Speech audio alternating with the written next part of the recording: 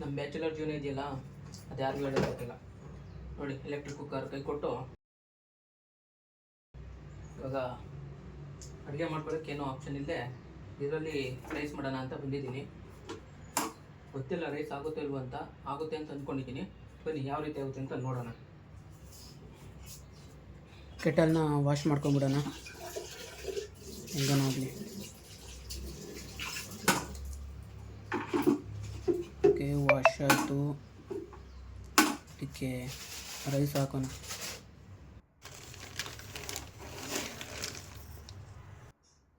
ಸಾಕು, ಜಾಸ್ತಿ ಹಾಕೋದು ಬೇಡ. ಹೆಂಗಾಗುತ್ತೋ ಅಂತ ಟ್ರೈ ಮಾಡೋದ್ರಿಂದ ಕಮ್ಮಿನೇ ಹಾಕೋಣ. ಓಕೆ, ಅಕ್ಕಿನ ಇದರಲ್ಲೇ ತೊಳ್ಕೊಂಡ್ಬಿಡ್ತೀನಿ ಒಂದ್ಸತಿ.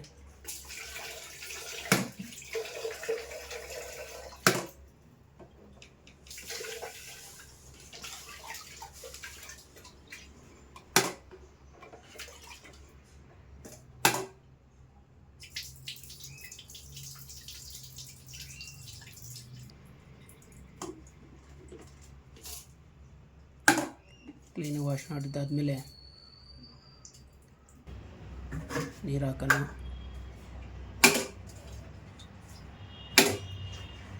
ಅಳ್ತೆ ಏನಿಲ್ಲ, ಸುಮ್ಮನೆ ಒಯ್ತಾ ಇರೋದಷ್ಟೇ.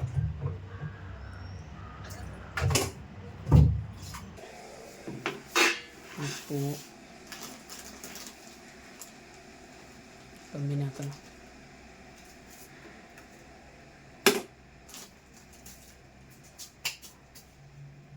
ಈಗ ಕೆಟಲ್ನ ಆನ್ ಮಾಡಿದ್ರೆ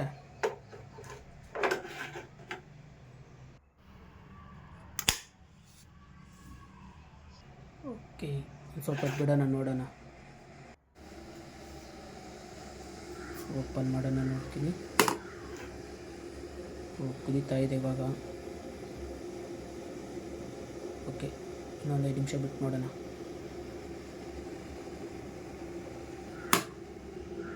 ಎಲ್ಲರಿಗೂ ಬಂತು. ಕುದೀತಾ ಇದೆ. ಅದಕ್ಕೆ ಒಂದು ಟೊಮೊಟೊ ಹಾಕ್ತಾಯಿದ್ದೀನಿ, ಮತ್ತು ಮೆಣಸಿನ್ಕಾಯಿ ಅದರೊಳಗೆ ಹಾಕ್ಬಿಟ್ರೆ ಸಾಂಬಾರು ಹಿಂಸೆ ತಪ್ಪುತ್ತೆ. ಡೈಲಿ ಹೋಟ್ಲಿಂದ ತಂದು ಬೇಜಾರಾಗ್ಬಿಟ್ಟೈತೆ. ಅದಕ್ಕೆ ಇವತ್ತು ಹೊಸ ಥರದೊಂದು ಟ್ರೈ ಮಾಡೋಣ ಅಂತ ಮಾಡ್ತಾಯಿದ್ದೀನಿ. ಮೆಣಸಿನ್ಕಾಯಿ ಹಾಕಿದೆ, ಕ್ಲೋಸು. ಏನಾಯಿತು? ಕುದೀತಾ ಇದೆ, ಇನ್ನೂ ರೈಸ್ ಹಾಕಬೇಕು. ಕುದೀಲಿ ಇನ್ನೂ ಒಂದು ಸ್ವಲ್ಪ ಹೊತ್ತು. ತುಂಬ ಬಿಸಿ ಇದೆ.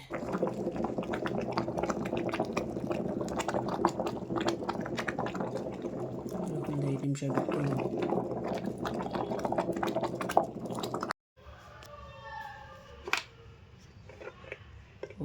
ರೈಸ್ ಆಗಿದೆ.